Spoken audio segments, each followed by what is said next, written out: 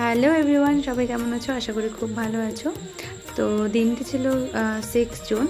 আমার certificate ডিস্ট্রিবিউশনের day ছিল 4th ব্যাচে। স্টুডেন্টদের সার্টিফিকেট ডিস্ট্রিবিউশনের ডে ছিল, তো সবাইকে হাতে হাতে সার্টিফিকেট দিয়ে দিয়েছি। আর যারা যারা ক্লাসে জয়েন করবে নেক্সট ব্যাচে তারা কিন্তু অবশ্যই আমার নাম্বারে কন্ট্যাক্ট করে নেবে। আর ব্রাইডাল বুকিংয়ের জন্য কিন্তু অলওয়েজ নাম্বার ওপেন আছে।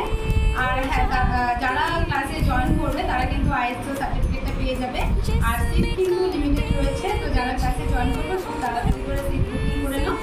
আর আমি আমার স্টুডেন্টদের কাছ থেকে শুনে নেব যে ওরা কাজ শিখে কতটা স্যাটিসফাই হয়েছে, ওরা কাজ কতটা করতে পারবে। আর ওদের কাজ কিন্তু আমি অবশ্যই তোমাদের সাথে শেয়ার করেছি, আবারও শেয়ার করবো। ভিডিওটা স্কিপ করবে না, সবাই কিন্তু দেখতে থাকো। আর আমি ওদের কাছ থেকে শুনে নিচ্ছি যে ওদের কাজ শিখে কেমন লাগলো। সবার কাছ থেকে কেমন লাগলো বল কাজ শিখে? তুই কাজ করতে পারবি তো?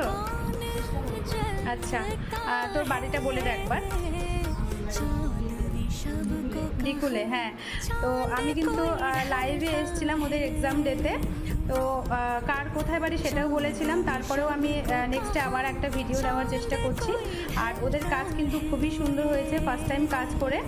তো ওদের কাজ ভালো লাগলে অবশ্যই তোমরা কিন্তু কন্ট্যাক্ট করে নেবে। আর যদি নাম্বার বা হোয়াটসঅ্যাপ নাম্বার বা ফোন নাম্বার বা ফেসবুক যদি না পাও তাহলে স্ক্রিনশট করে আমাকে সেন্ড করবে, আমি অবশ্যই ওদের সাথে কন্ট্যাক্ট করে দেবো।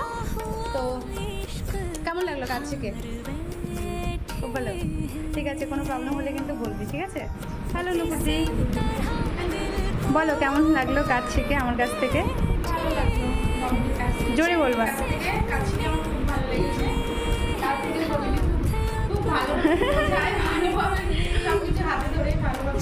Thank you, thank you. আর তোমার বাড়িটা আরেকবার বলে দাও। আচ্ছা, মঙ্গলপুর সাইডে যদি কেউ থাকো অবশ্যই নুপুরদের সাথে যোগাযোগ করে নেবে।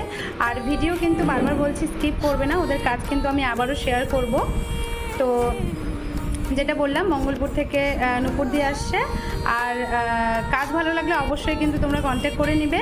আর আমি ওদেরকে ট্যাগ করেই দিব, ঠিক আছে? তো চলো টাটা।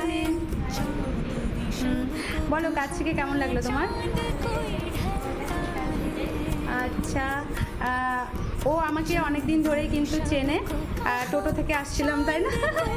হ্যাঁ, ওরকম করে চেনা জানা।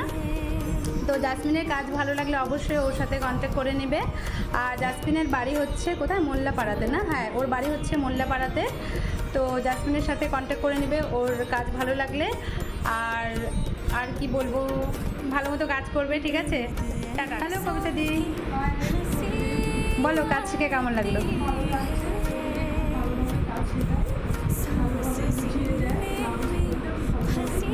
আচ্ছা, তুমি আমাকে কোথা থেকে চিনলে?